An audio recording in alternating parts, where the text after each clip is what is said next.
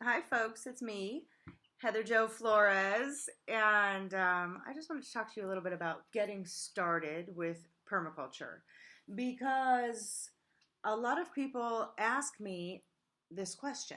So we talk about what is permaculture. Permaculture is a design system for sustainable living. It's a way to bring your ethics into alignment with your daily actions. It's a set of tools and techniques that permaculture uses can be employed for designs on every scale and in every project that they are employed. Even if it doesn't become a completely closed loop system, that system definitely becomes more ecological, sometimes with very little effort.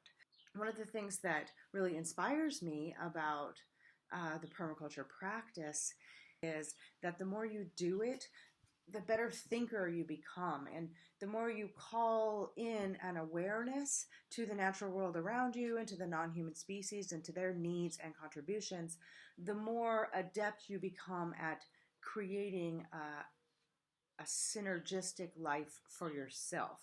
And that applies across the board. So whether you're doing business or you're gardening or you're raising your children or you're just cooking a meal, once you start to employ these ideas and to use these tools, they become second nature to you, and you just kind of become healthier and happier.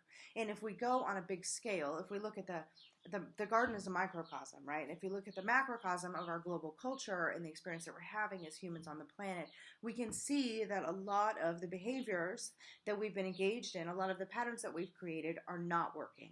They're killing off species, they're killing off the planet, and ultimately we're next on the list. So the idea is to reverse these effects by taking some different types of actions when it comes to our relationship with ourselves and with each other, with our neighbors, with the structures in which we live, with the plants and animals in which we interact, and so forth. So this is why we're geeked out on permaculture. It's lots and lots of fun to try things and to experiment and to just live with this idea that we're working with nature rather than against it. But a lot of the beginner conversations sort of stop there. Not enough time is spent on the practical hands-on how-to of how to actually get started. I'd like to focus on a handful of actions that you can take, whether you're a renter or you own your home, or whether you live in the city or you live in the country, whether you have a lot of money or you have no money at all. These are just some basic actions that you can take to start to employ permaculture ideas and to start to become a systems thinker and create the exponential effects of the permaculture journey. So getting started with permaculture. Tip number one is enroll in a permaculture course, whether it's online or locally or both. I recommend taking as many as you can and reading as many of the most recommended permaculture books you can get your hands on. I do recommend doing a little bit of research about the teachers and the writers. There are a lot of different resources out there, a huge diversity of resources available to you. So look for stuff that you feel like you can relate to your local bioregion, even though permaculture is not just about learning how to garden in your climate. It's about learning how to garden in any climate, learning how to build structures that work in any climate. It's about learning how to design, how to observe and design. And so if it doesn't seem like that's what somebody is teaching, then perhaps continue to look. Remember that it's a design system. It's not just about gardening. You want to also just check in and sort of get your toes wet in a few different types of permaculture communities, especially if you're exploring online resources, and look for ones that feel like a nice fit for you. There are sort of many different flavors of community. So I'm going to create a resource guide of places that I can very confidently and comfortably recommend to you that are in addition to the free online permaculture courses that I offer. And I also want to mention that this video here, getting started with permaculture, is just one part of this Permaculture for Beginners toolkit that I'm creating. So that's free, donation-based, part of the free permaculture project. And, of course, we love donations, but they are in no way obligatory. So make sure that you sign up for that Permaculture Beginners toolkit, because there's going to be a lot of other resources besides this video to help make these ideas super tangible for you. And if you, for some reason, are still stumped after watching these suggestions, then there will be a bunch of other resources for you. Tip number two is grow something, anything. I don't care what it is. The first thing I ever grew was a potato that I had thrown out the window. And, somebody had told me that stuff, the food will compost if you throw it on the ground. I had no idea what they meant by that. I was 23 years old. I had grown up in not a gardening environment, and so I started just throwing my kitchen scraps out the window of my little apartment in Portland, Oregon. And there was a tiny strip of land there, and they composted themselves, and started to stink, of course, because I wasn't composting properly. But I went out there, and there was a blooming plant with purple flowers all over it, and I discovered it was a potato, and that was like my gateway drug into becoming a gardener, which sort of didn't fully manifest for a couple of years, but that really opened a door in my mind and in my life, and I'm so grateful for that moment.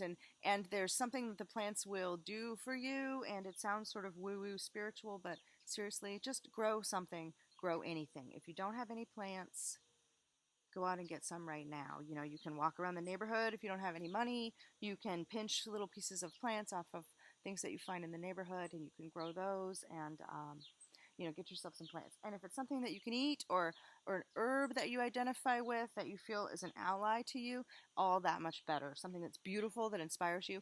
Here's a valerian. I always grow valerian everywhere I live because it really is just wonderful. It's an ally. Here's some clary sage. Here's a canna.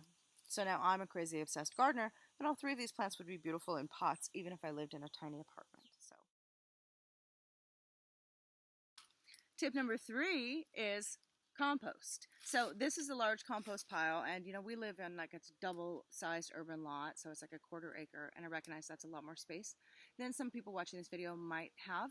But you can create a compost bin, or even like a tiny worm farm underneath your sink in an apartment or on a balcony, or you can come together with neighbors, or you can participate in a local composting project at a community garden. So there's lots of ways to compost, and again, you're interacting with these microorganisms, which are ultimately strengthening your immune system.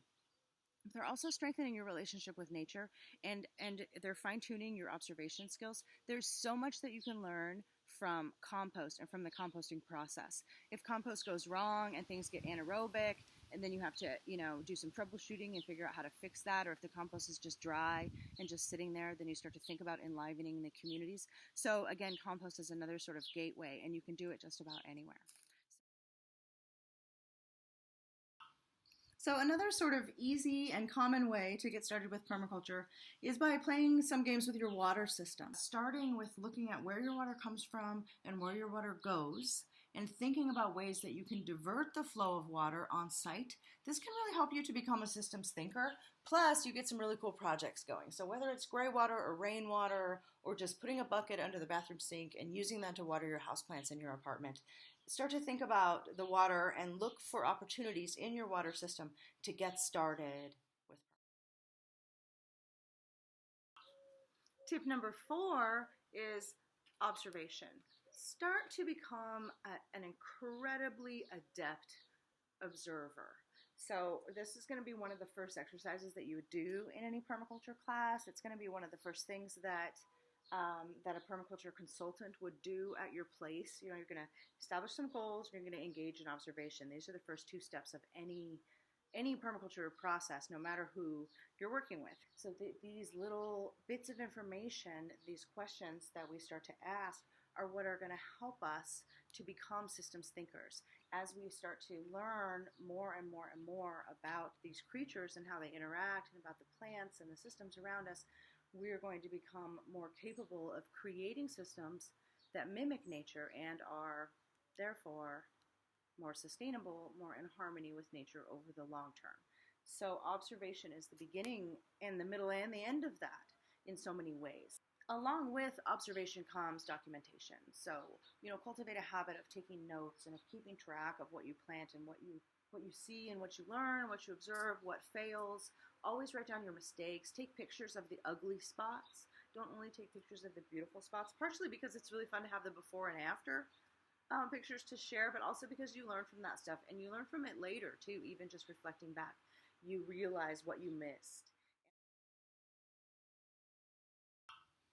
And finally, the last tip I want to leave you with today, it's something that you can do from anywhere, and it's another very powerful tool in the permaculture toolkit and just everywhere in your life.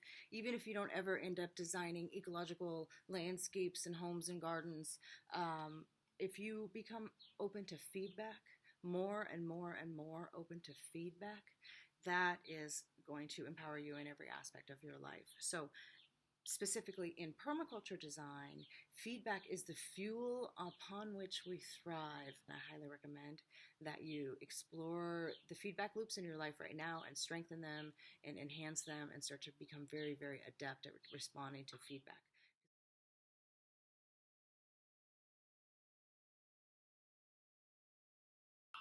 Okay, phew, that was fun. So hopefully you feel a little bit more empowered than you did when you started watching this video. And I really appreciate you watching this video. And if you liked it, please do like and subscribe and ding the little dinger bell to get notified every time I post a new video. So I am doing this free permaculture toolshed, and in that we're creating a bunch of hands-on how-to resources for anybody who's interested in living more sustainably on the planet. And feel free to reach out to me directly. And thanks so much for watching. Talk to you soon.